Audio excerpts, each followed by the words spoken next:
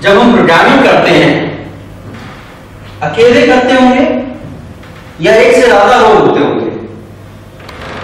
एक से ज्यादा।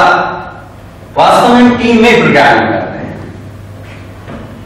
मान के चलते हैं मैं किसी एक टीम का मेंबर हूं, मैं कोई क्लास डिफाइन कर रहा हूं। जो क्लास मैं डिफाइन करूंगा क्या उसे मैं केवल यूज करूंगा या कोई और भी यूज कर सकता है? दूसरे यूज कर सकते हैं और दूसरे की बनाई हुई क्लास मैं यूज कर सकता हूं। मींस सॉफ्टवेयर डेवलपमेंट में हमें एक दूसरे की क्लासेस को रेफर करना पड़ता है। क्लासेस को रेफर 3 तरीके से किया जा सकता है। पहला है बाय नेम, दूसरा है बाय फैमिली और तीसरा है बाय रोल। अगर हम रियल लाइफ में देखें, रियल लाइफ में हमें एक दूसरे को रेफर करना पड़ता है।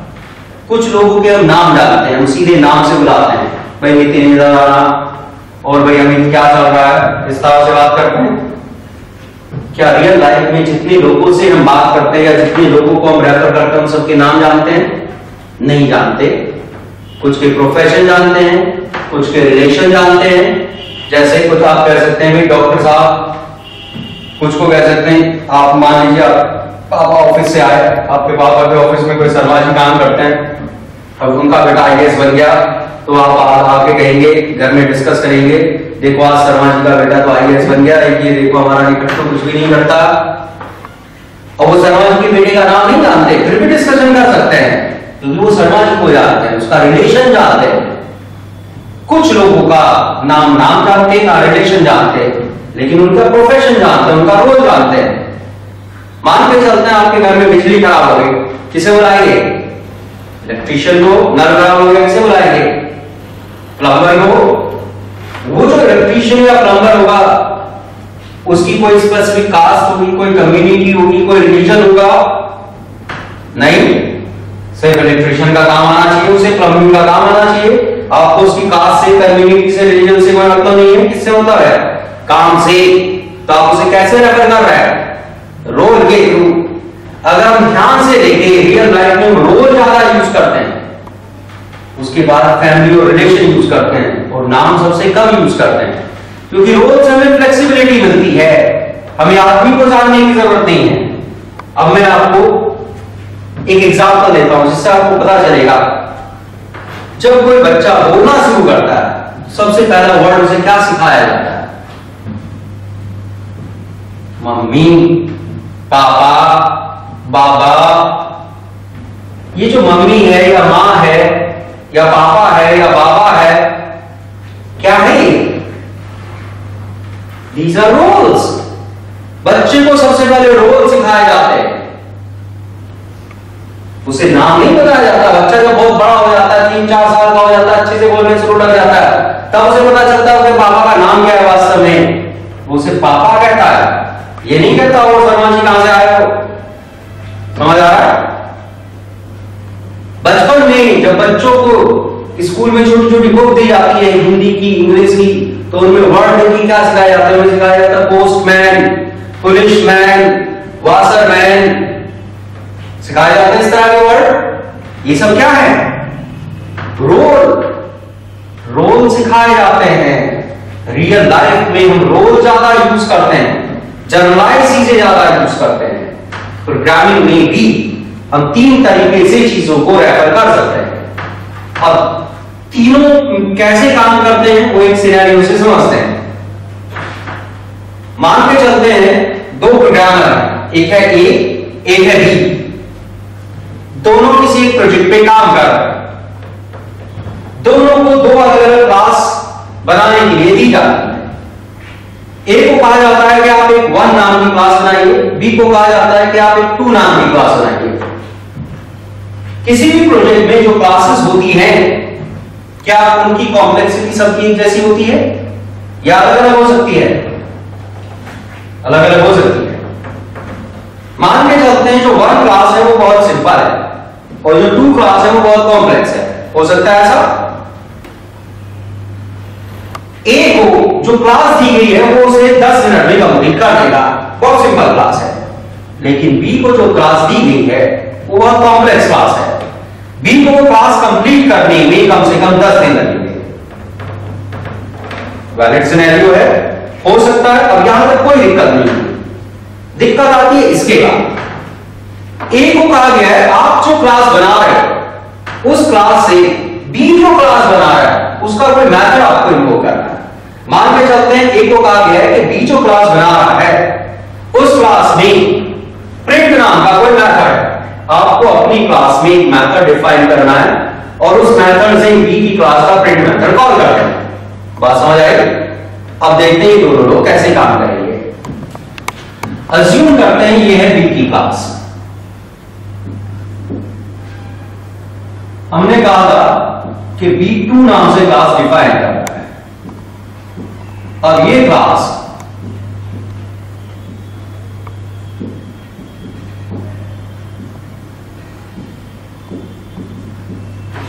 दस दिन में कंप्लीट होगी। यहां पर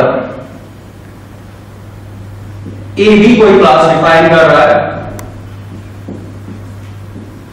हमने अज्यूम किया था कि वो 1 नाम से क्लास बना। अज्यूम करते हैं इसे अपनी क्लास में केवल एक कोई सिंपल सा मेथड डिफाइन करना है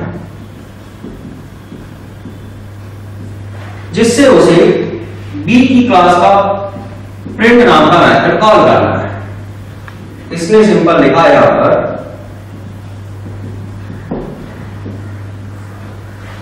इसने ये क्लास 10 मिनट में कंप्लीट कर दी।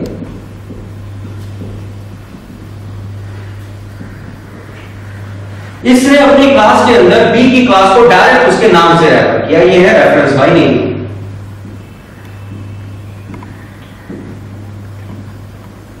अब इस अप्रोच की प्रॉब्लम समझते हैं।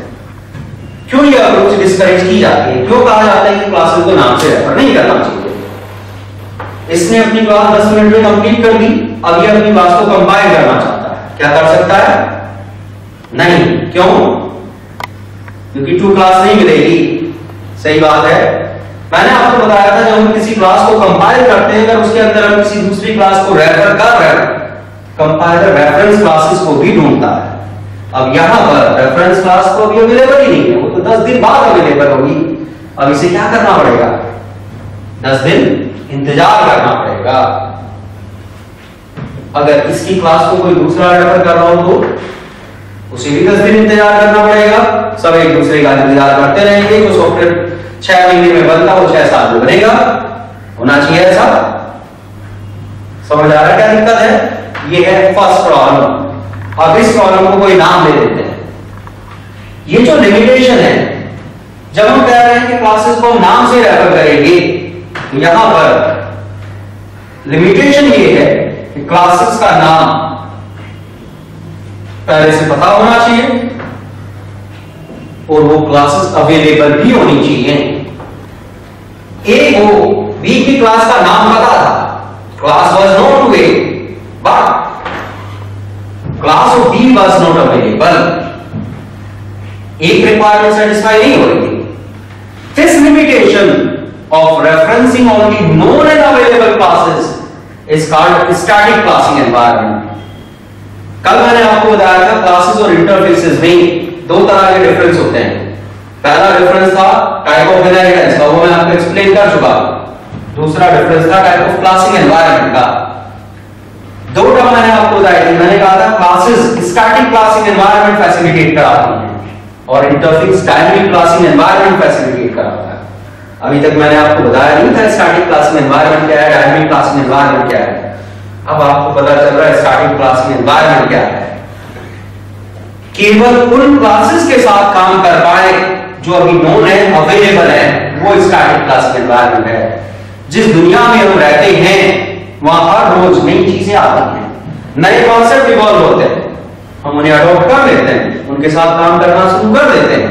Hence we are living in a dynamic world जहां हर रोज चेंज होते हैं।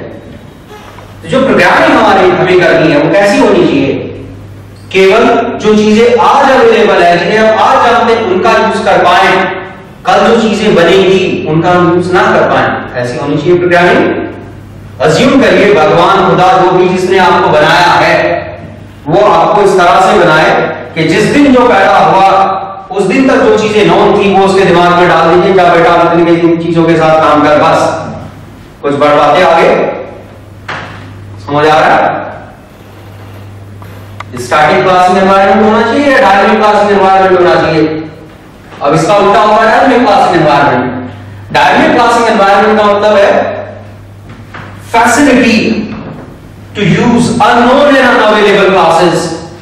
हम ऐसी क्लासेस को यूज कर पाए जिन्हें हम जानते भी नहीं, जो अभी अवेलेबल भी नहीं है, जो फ्यूचर में अवेलेबल होंगी।